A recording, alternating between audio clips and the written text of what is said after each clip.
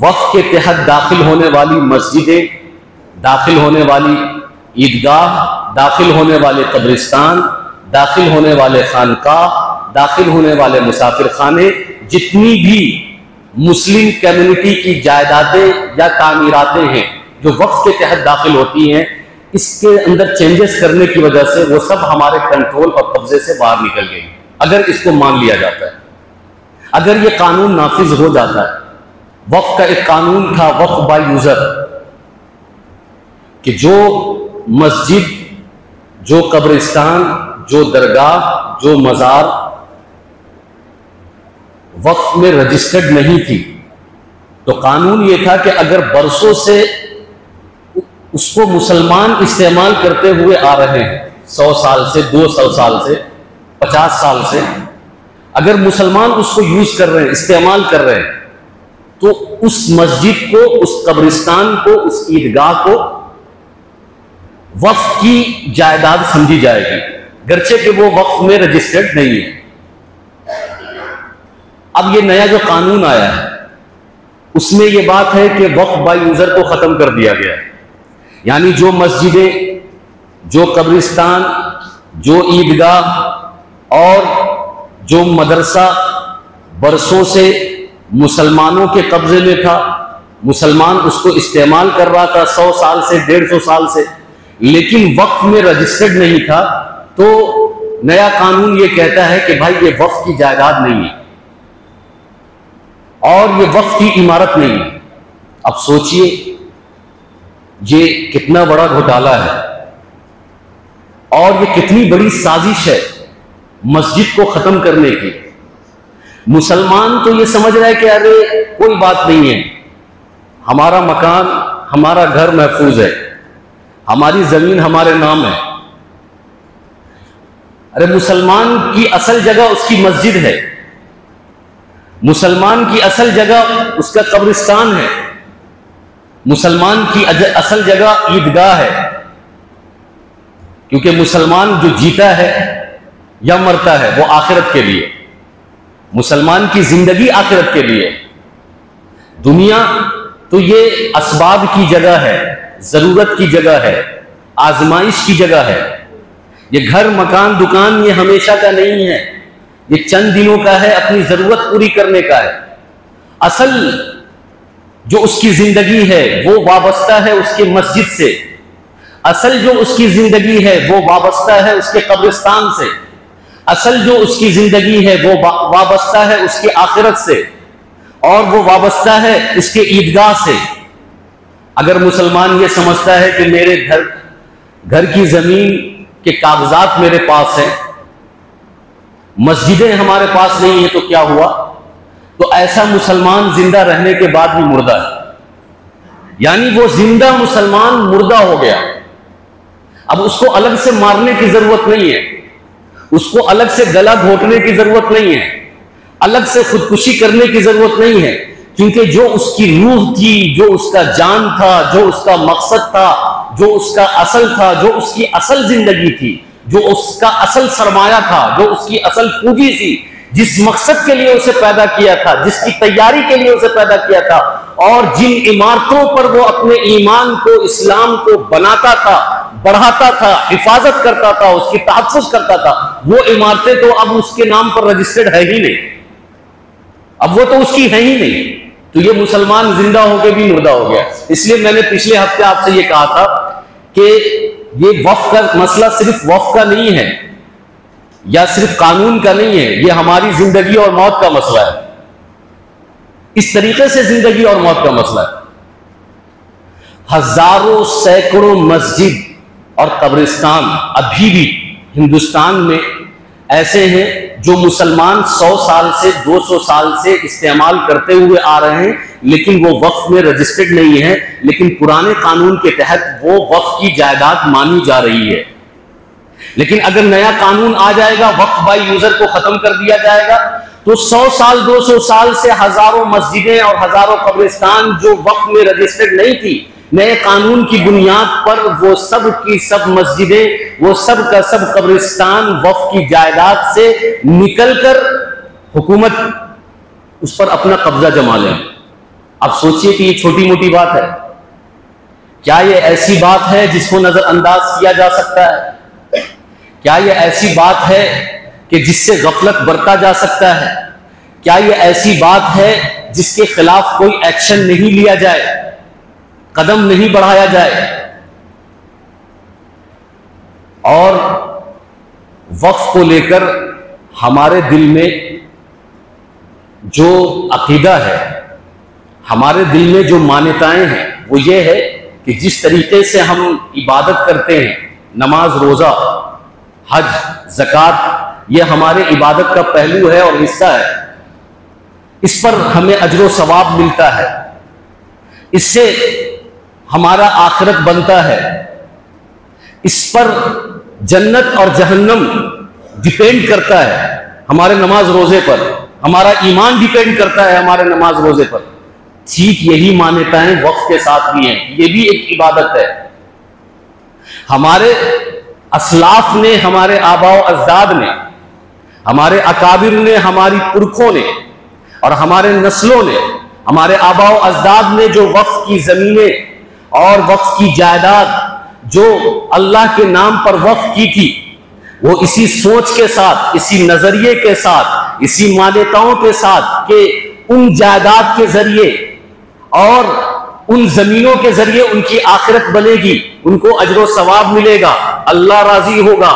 ईमान मजबूत होगा और उनको जन्नत मिलेगी। यही मान्यताएं हमारी दीगर इबादतों के साथ है और जो मान्यताएं हमारी इबादतों के साथ है वही वक्फ के साथ है। जो इबादत हम करते हैं तो हम क्या समझते हैं? इबादत जब करते हैं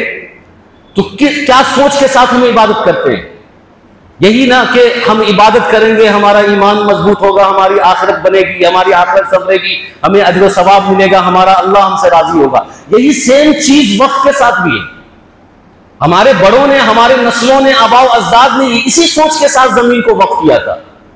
इसी सोच के साथ मस्जिद वक्फ की थी, इसी सोच के साथ कब्रिस्तान वक्फ की थी, इसी सोच के साथ ईदगाह को वक्फ किया था, इसी सोच के साथ खानकाह को वक्फ किया था, इसी सोच के साथ सराय और मुसाफिर खाने को वक्फ किया था कि हमारी आखिरत बनेगी, हमें अजर व सवाब मिलेगा और जन्नत में हमें ठिकाना मिलेगा, जहन्नम से हम दूर होंगे, क्योंकि यह भी एक नमाज की तरह एक इबादत है।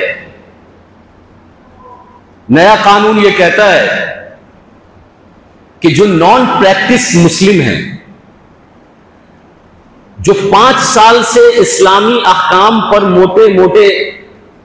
तौर पर वो अमल नहीं कर रहे, वो वक्फ नहीं कर सकते हैं। यानी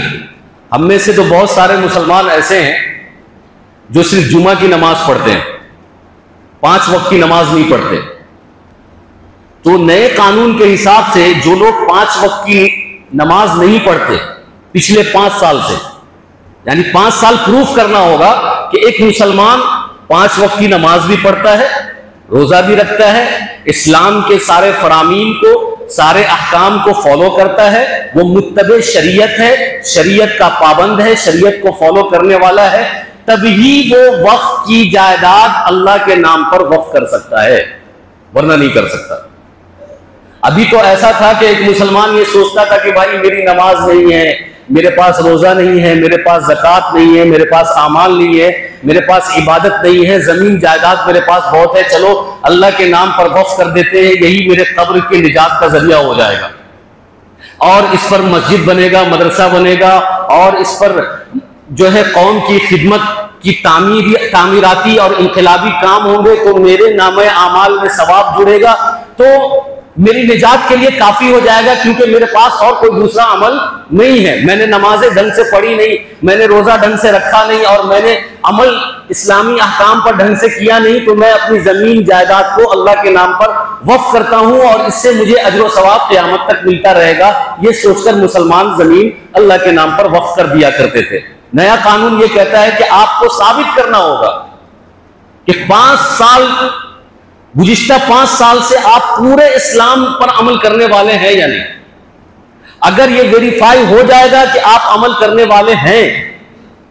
अगर ये वेरीफाई हो गया कि आप अमल करने वाले हैं, तब तो आप वक्फ कर सकते हैं जायदाद को। और अगर ये वेरीफाई नहीं हुआ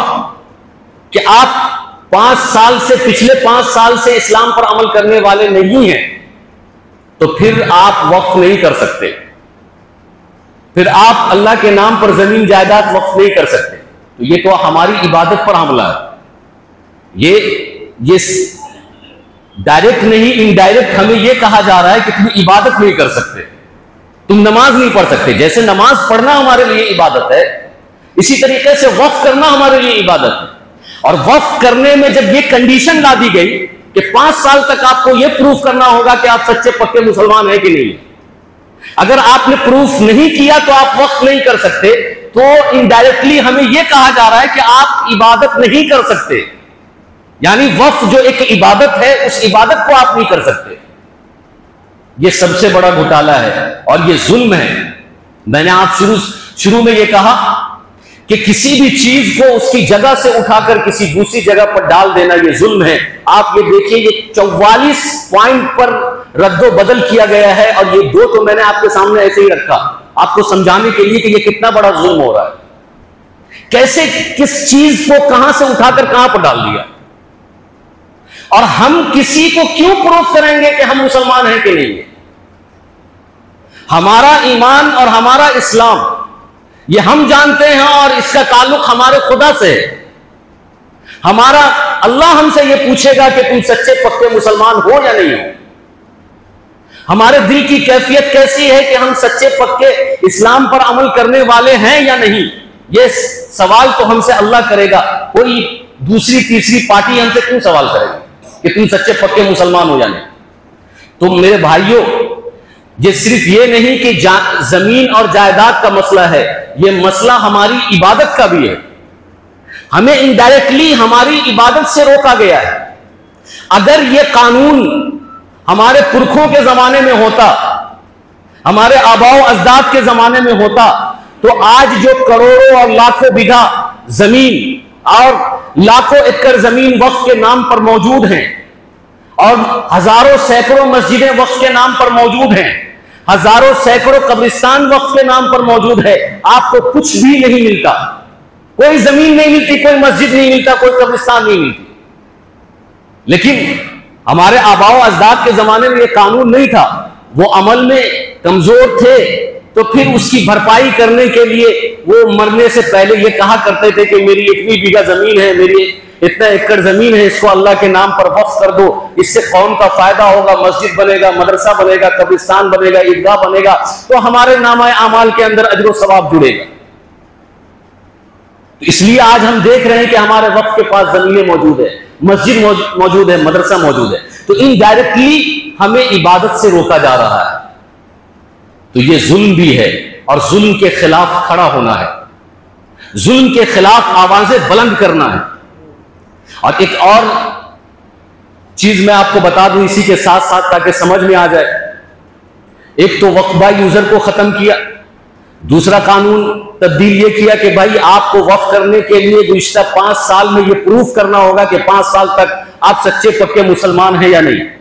तीसरा ये कि वक्फ की जो कमेटी होगी उसमें नॉन मुस्लिम भी आएंगे, गैर मुस्लिम को भी लाया जाएगा, उसके मेंबरान भी आएंगे। दुनिया में कोई ऐसी संस्था आप दिखा दे, या हिंदुस्तान में बहुत सारी संस्थाएं काम करती है, जैन की संस्था है, और बुद्धिस्ट की संस्था है, सिख की संस्था है, सनातनी की संस्था है, मंदिर की संस्था है, उनका अपना वक्फ कंट्रोल है, उनका अपनी जमीन को कंट्रोल करने का एक तरीका और प्रोसेस है। उसमें कहीं दूसरे मजहब वालों की एंट्री नहीं है, मेंबरान में, कमेटी में। मंदिर की जो कमेटी है उसमें दूसरे मजहब के मेंबरान और कमेटी के लोग नहीं है। सिख की अगर अपनी कमेटी है तो उसमें कोई दूसरे मजहब के लोग नहीं है। बुद्धिस्ट की अगर अपनी कमेटी है तो उसमें किसी दूसरे मजहब के लोग नहीं है। सनातनियों की अगर अपनी एक संस्था है और उसकी एक कमेटी है तो उसमें दूसरे मजहब के लोग नहीं है। लेकिन ये क्या जुल्म है, ये क्या जुर्म है कि मुसलमान वक्फ की एक बोर्ड है, एक संस्था है, और उसमें जो मेंबरान होंगे, उसमें जो कमेटी होंगे, वो दूसरे मजहब के लोग भी होंगे, उसमें नॉन मुस्लिम भी होगा, उसमें गैर मुस्लिम भी होगा। ये कैसे दबाने की कोशिश की जा रही है, ये कैसे छीनने की कोशिश की जा रही है और ये किस तरीके से हमें गर्क करने की, डुबोने की कोशिश की जा रही है। तो ये जुल्म नहीं तो क्या है। इसलिए अल्लाह के नबी सल्लल्लाहु अलैहि वसल्लम की एक हदीस है, अफजलुल जिहाद कलिमतु हक्किन इंद सुल्तानिन जाए। जिहाद सिर्फ ये नहीं है कि आदमी घोड़े और तलवार और बम बारूद से मैदान में जाकर दुश्मनों का मुकाबला करे, सिर्फ इसी का नाम जिहाद नहीं है। और इस जिहाद की तो मैं यहां इजाजत भी नहीं देता, क्योंकि ये इस्लामी कंट्री भी नहीं है, हम डेमोक्रेसी में रहते हैं। इस जिहाद का मतलब जहां हो वहां पर बयान किया जाएगा। लेकिन अल्लाह के नबी सल्लल्लाहु अलैहि वसल्लम फरमाते हैं कि बेहतरीन और अफजल जिहाद यह है कि हक बात बोलना जालिम और जाबिर हुक्मरां के सामने। जालिम और जाबिर हुक्मरां जो हमारे लिए, हमारे खिलाफ कानून ला रहे हैं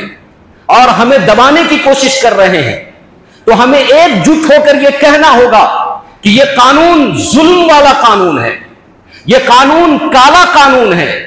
यह कानून हमारे दीन के खिलाफ है, यह कानून हमारे देश के खिलाफ है,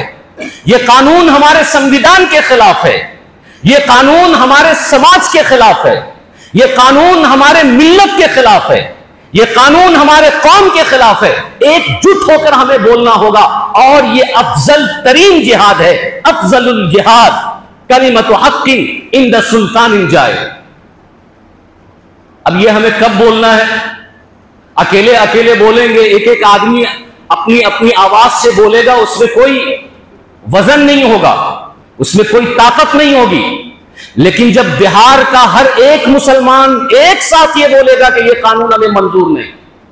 ये इस कानून से हमारा कोई भला होने वाला नहीं है, इस कानून से हमारा फंडामेंटल राइट छीना जा रहा है, बुनियादी हुकूक छीना जा रहा है, इस कानून से हमारी मसाजिद पर हमला हो रहा है, इस कानून से हमारे मदारिस पर हमला हो रहा है, इस कानून से हमारे कब्रिस्तान पर हमला हो रहा है। अगर हम पूरे के पूरे एक साथ पूरे बिहार के मुसलमान बोलेंगे तो उसमें ताकत होगी, उसमें कुव्वत होगी, उसमें वजन होगा, उसमें असर होगा, उसका नतीजा निकलेगा और इंशाअल्लाह मुस्बत नतीजा निकलेगा और इंशाअल्लाह हमारे हक में नतीजा निकलेगा। अगर हम अकेले अकेले बोलेंगे तो उसका कोई खातिर खा फायदा होने वाला नहीं। और ये जुल्म के खिलाफ हमें उठना होगा, बोलना होगा। इसलिए अल्लाह तबारक व तआला कुरान करीम के अंदर ये बात इरशाद फरमाता है, इन्नल्लाह ला युगय्यिरु मा बिकौमिन हत्ता युगय्यिरु मा बिअनफुसिहिम, कि जब कोई कौम अपने आप को बदलने का इरादा नहीं करती तो अल्लाह भी उस कौम को नहीं बदलता, उसके हालात को नहीं बदलता। जब तक हम अपने आप को बदलने की कोशिश नहीं करेंगे, जब तक हम जुल्म के खिलाफ खड़े होने की कोशिश नहीं करेंगे, जब तक हम जुल्म के खिलाफ एकजुट होने की कोशिश नहीं करेंगे और इज्तिमाइयत के साथ जमा होने की कोशिश नहीं करेंगे और इत्तेहाद और इत्तिफाक का दर्स नहीं देंगे, उस वक्त तक किसी को क्या पड़ी है कि वो हमारे लिए भला सोचे। अल्लाह तबारक व तआला भी उस कौम के मुस्तकबिल को नहीं बदलता। मुसलमानों पर हालात इसलिए नहीं आते हैं कि वो बैक फुट पर चले जाएं, मुसलमानों पर हालात इसलिए नहीं आते हैं कि वो बुज़दिल हो जाएं, मुसलमानों के पर हालात इसलिए नहीं आते हैं कि वो खौफ और हिरास की जिंदगी गुजारें। मुसलमानों पर हालात और आजमाइश अल्लाह इस वजह से लाता है ताकि वो मजबूत बने। मुसलमानों पर हालात इस वजह से आता है ताकि मुसलमान आवाज बुलंद कर सके। मुसलमानों पर हालात इस वजह से आता है ताकि मुसलमान ईमान, अमल, अहकाम में और मजबूत हो। मुसलमान पर हालात इस वजह से आता है ताकि उसके अंदर से बुज़दिली खत्म हो जाए और वो रुजू इल्लाह करे। उस कौम का काया नहीं पलटता जो कौम सिर्फ शिकायतें करती है, वो उस कौम का काया पलटता है जो कौम तदबीर के साथ आगे बढ़ती है, कदम बढ़ाती है। गिरते हैं सहसवार मैदान जंग में, वो तिफल क्या गिरे जो दुश्मन जो घुटनों के बल चले। आदमी जब चलता है, जब चलने की कोशिश करता है, जब बढ़ता है तो कदम उसके लड़खड़ाते हैं, पैर उसका टूटता है, वो लंगड़ा होता है, लेकिन चलते चलते वो चल जाता है, चलने वाला बन जाता है, मंजिल तक पहुंच जाता है। इसलिए हमें अपना कदम बढ़ाना होगा, हमें आगे आना होगा, हमें जुल्म के खिलाफ खड़ा होना होगा, इज्तिमाइयत का सबूत देना होगा, इत्तेहाद का सबूत देना होगा। इस काले कानून को एक साथ गांधी मैदान में भरकर, हमें गांधी मैदान को भरकर यह कहना होगा कि हमें यह मंजूर नहीं है, यह हमारे दीन पर भी हमला है, हमारे देश पर भी हमला है, हमारे दस्तूर पर भी हमला है, हमारे औकाफ पर भी हमला है। क्योंकि अगर ये कानून आ जाता है तो सिर्फ इससे हमारी जमीनें नहीं जाएंगी, बल्कि इससे हमारी नस्लें तबाह हो जाएंगी। और एक बात याद रखिए, अगर बहुत से लोग ये कहते हैं कि भाई कुछ भी नहीं होने वाला, जब हुकूमत जो कानून लाने का ठान लेती है, ले आती है और फिर उस पर अमल करना होगा। हमारे चीखने से, चिल्लाने से, जमा होने से, कॉन्फ्रेंस करने से, धरना देने से, एहतजाज करने से कोई फर्क नहीं पड़ता है। मैं मानता हूं कोई फर्क नहीं पड़ेगा, मैं मान लिया। लेकिन जब 50 साल के बाद हमारी नस्लें आएंगी तो हमारी, जैसे आज हम गैरत के साथ, हिम्मत के साथ, जोश और बलबले के साथ और पूरी जुर्रतमंदी के साथ और पूरी सदाकत और अमानतदारी के साथ ये कहते हैं कि हमारे आबाओ अजदाद ने हमारे बारे में सोचा, हमारे बारे में भला सोचा, हमारे बारे में अच्छा सोचा, इसलिए वो मरने से पहले वक्फ की इतनी सारी जायदादें अल्लाह के नाम पर वक्फ करके चले गए ताकि हमें मस्जिद में नमाज पढ़ने में कोई दिक्कत ना हो, मदरसा चलाने में दिक्कत ना हो, ईदगाह में नमाज पढ़ने में दिक्कत ना हो और कब्रिस्तान में मुर्दे दफनाने में दिक्कत ना हो। तो हमारे आबाओ अजदाद की हम तारीफ करते हैं, डंके की चोट पर तारीफ करते हैं, बवांगे दौल तारीफ करते हैं, क्योंकि हमारे आबाओ अजदाद ने, हमारे नस्लों ने हमें सोचा था 50 साल पहले, 100 साल पहले कि हमारी आने वाली नस्लें आराम से हिंदुस्तान के अंदर मस्जिद, मदरसा, कब्रिस्तान को कंट्रोल कर सकेगी, कब्जा कर सकेगी और उस पर वो सही तरीके से काम कर सकेगी। इसलिए हम कर पा रहे हैं। 50 साल के बाद हमारी आल औलाद के सामने कब कोई मदरसा नहीं होगा, कोई मस्जिद नहीं होगी, न मस्जिद की जमीनें होंगी, न मदरसे की जमीन होगी, न कब्रिस्तान की जमीन होगी। हिंदुस्तान की जमीन उनके लिए तंग हो जाएगी। वो चलने के बारे में सोचेंगे, नमाज पढ़ने के बारे में सोचेंगे, मुर्दा दफनाने के बारे में सोचेंगे, ईदगाह जाने के बारे में सोचेंगे, मुसाफिर खाने के बारे में सोचेंगे। तो फिर उनको तारीख ये बताई जाएगी कि 2024 और 25 में जो वक्फ का कानून आया था, उस कानून में हमारे आबाओ अजदाद ने कोई हिस्सा नहीं लिया। उस कानून में हमारे आबाओ अजदाद ने कोई पहल नहीं की। उस कानून में हमारे आबाओ अजदाद ने जान माल की कुर्बानी नहीं दी। उस कानून में हमारे आबाओ अजदाद सोए रहे, हाथ पर हाथ दिए रहे और कहे कि भाई गवर्नमेंट ने जब ठान लिया है, हुकूमत ने जब ठान लिया है तो फिर वो कानून आकर ही रहेगा। इसलिए हमें धरना करने की क्या जरूरत है, आवाज उठाने की क्या जरूरत है और हमें कुछ बोलने की क्या जरूरत है, सेमिनार करने की क्या जरूरत है, कॉन्फ्रेंस करने की क्या जरूरत है, पैसा खर्च करने की क्या जरूरत है और यूनिटी बनाने की क्या जरूरत है। हम सोए रहे, 2 बजे सोए, 11 बजे उठे, तो हमारी आल औलाद हम पर कोसेगी, हम पर थूकेगी कि हमारी आल औलाद कहेगी कि ये कैसे बुज़दिल हमारे आबाओ अजदाद थे, ये कैसे लोग थे कि जब उन पर काला कानून थोपा गया, जालिमाना कानून थोपा गया, मुजरिमाना कानून थोपा गया, तो ये लोग कम से कम आवाज भी नहीं उठाए, कम से कम ये कदम भी नहीं बढ़ाए, कम से कम ये गवर्नमेंट और हुकूमत की आंख में आंख डालकर ये कह भी नहीं सके कि ये कानून हमारे खिलाफ है, हमारे देश के खिलाफ है। तो मान लेते हैं कि फैसला हमारे हक में नहीं होगा, लेकिन जब हमारी नस्ल 50 साल के बाद इस तारीख का, इस दिन का, इस कानून का तस्करा करेगी तो इज्जत के साथ तस्करा करेगी कि ठीक है कानून नहीं बदला, ठीक है सब कुछ उन्हीं के हक में रहा, लेकिन हमारे आबाओ अजदाद ने लड़ने में कोई कसर नहीं छोड़ी। हमारे आबाओ अजदाद ने हमेशा इस बिल की मुखालफत की, इस एक्ट की मुखालफत की, इसके खिलाफ खड़े हुए, जो वो कर सकते थे उन्होंने किया, जान से किया, माल से किया, वक्त से किया और जहां जहां उनको कुर्बानी देने की जरूरत पड़ी वो खड़े रहे। गरचे ये कानून नहीं बदला, लेकिन हमारे आबाओ अजदाद को 50 साल के बाद हमारी नस्लें कोसेंगी नहीं, इज्जत से नाम लेंगी, जैसे आज हम अपने आबाओ अजदाद का इज्जत से नाम लेते हैं। तो कम से कम मुसलमानों इसी उम्मीद पर खड़े हो जाओ, इसी उम्मीद पर आगे बढ़ो, इसी उम्मीद पर कदम बढ़ाओ कि हमारी नस्लें हमें नहीं कोसे, हमारी तारीख घिनौनी और हमारी तारीख को स्याही के साथ ना लिखी जाए, हमारी तारीख इज्जत के साथ लिखी जाए, ताकि हमारे आबा अजदाद का जब 50 साल के बाद तस्करा हो तो इनका नाम मुजाहिदों में हो, इनका नाम जानिसारों में हो, इनका नाम कुर्बानी देने वालों में हो, इनका नाम जान माल लुटाने वाले में हो, इनका नाम जुल्म के खिलाफ खड़े होने वाले में हो। और अगर हमने अभी इसमें हिस्सा नहीं लिया, कदम पीछे हम करते रहे, सोते रहे, ख्वाबे गफलत के शिकार रहे, तो वो वक्त दूर नहीं है कि हमारी नस्ल हम पर थूकेगी, हमारी आल औलाद हम पर थूकेगी कि ये कैसे थे हमारे आबा व अजदाद, बुज़दिल के बुज़दिल, कि जब तहरीकें चल रही थी, जब आवाजें उठ रही थी, जब इमारत शरिया ऑर्गेनाइज कर रहा था, जब मुस्लिम पर्सनल लॉ ऑर्गेनाइज कर रहा था और